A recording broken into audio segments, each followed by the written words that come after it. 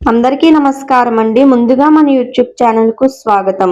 మనం ఈ వీడియోలో తిరుప్పావైలో ఉన్న 30వ పాసురం గురించి తెలుసుకుందాం.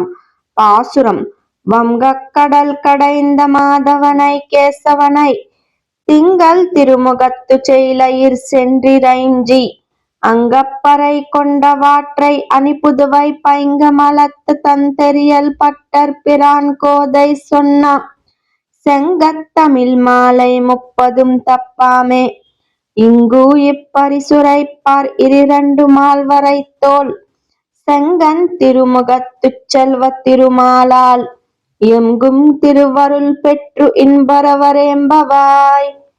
ఈ పాసురం యొక్క భావార్థం, ఈ పాసురంలో ఆండాల్దేవి తిరుప్పావై ఫలాన్ని స్పష్టంగా చెప్తున్నారు.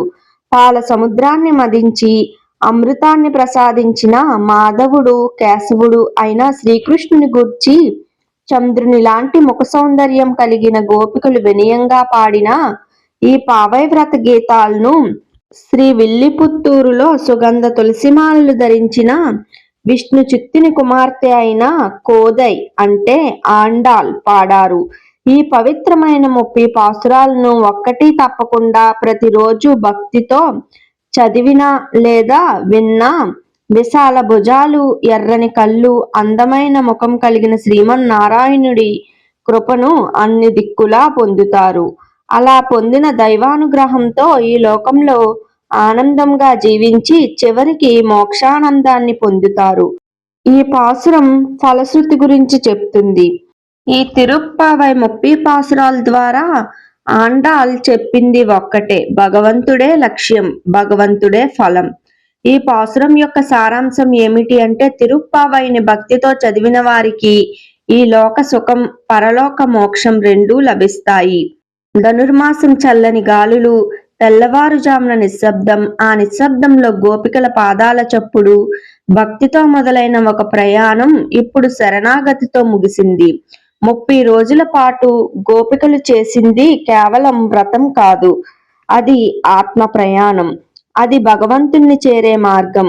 మొదట లేపడం జరిగింది, తరువాత పిలవడం జరిగింది, తరువాత స్తుతించడం జరిగింది, చివరికి అన్నీ వదిలి నీకే మేము చెందాం అని చెప్పడం జరిగింది. తిరుప్పావై మనకు ఏం నేర్పింది అంటే, భక్తి అంటే భయం కాదు, భక్తి అంటే కోరికల జాబితా కాదు, భక్తి అంటే ప్రేమ, భక్తి అంటే శరణాగతి. గోపికలు అడిగింది సంపద కాదు, అధికారం కాదు, భగవంతుని సేవ, ఆనంద భక్తి, జన్మ జన్మల బంధం. ఆండాల్దేవి మనకు చెప్పింది ఒక్కటే, నీకు ఏం కావాలో అడగకు, నువ్వు ఎవరివో నిర్ణయించుకో అని. ఈరోజు ఈ తిరుప్పావై కథలు వింటున్న మనము ఆ గోపికలే. మన ఇల్లే గోకులం, మన హృదయమే వ్రతస్థలం. మన జీవితంలో కూడా ఈ ధనుర్మాసం ఒక్క కొత్త ప్రారంభం కావాలి. తిరుప్పావై ముగిసింది, కానీ భక్తి ముగియకూడదు. ప్రతిరోజు ఒక్క క్షణమైన గోవిందా అని పిలిస్తే చాలు, అదే నిజమైన పావై వ్రతం. తిరుప్పావై 30 పాసురాలు పూర్తయ్యాయి. గోపికల వ్రతం అక్కడితో ముగిసినట్టే కనిపిస్తుంది, కానీ నిజంగా అక్కడే ఆండాల్ జీవితంలోని అసలైన ఘట్టం మొదలైంది. ఆండాల్కు కృష్ణుడు పూజించాల్సిన దేవుడు మాత్రమే కాదు, భర్త, ప్రాణం, ఆత్మ. అందుకే ఆమె ఒక్కసారి స్పష్టంగా చెప్పింది, ఈ జన్మలో గాని మరొక జన్మలో గాని నాకు వేరే భర్త లేదు, కృష్ణుడే నా భర్త. ఇది సాధారణ భక్తి కాదు, ఇది పరమ భక్తి. గోపికల వ్రతం కథలా చెప్పినా అసలు అర్థం ఇది. ఆండాల్ తన జీవితాన్ని కృష్ణుడికే అంకితం చేసింది అని.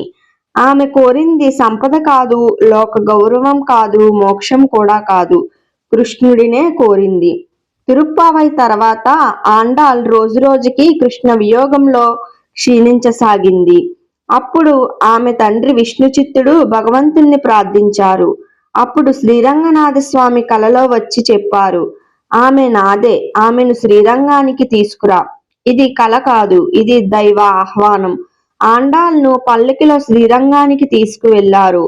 ఆమె పెళ్లి అలంకారంలో ఉంది, కానీ అది లోక పెళ్లి కాదు, దైవ వివాహం. ఆమె ఎదురు చూస్తున్నది మానవ వరుడు కాదు, శ్రీరంగనాథుడు అంటే కృష్ణుడే. శ్రీరంగం ఆలయంలో శ్రీరంగనాథుడి ముందు ఆండాల్దేవి ఆ విగ్రహంలో లీనమయ్యెను. అదే ఆమె పెళ్లి, అదే ఆమె జీవితం, అదే ఆమె మోక్షం. ఆమె శరీరం అక్కడే అంతరించిపోయింది.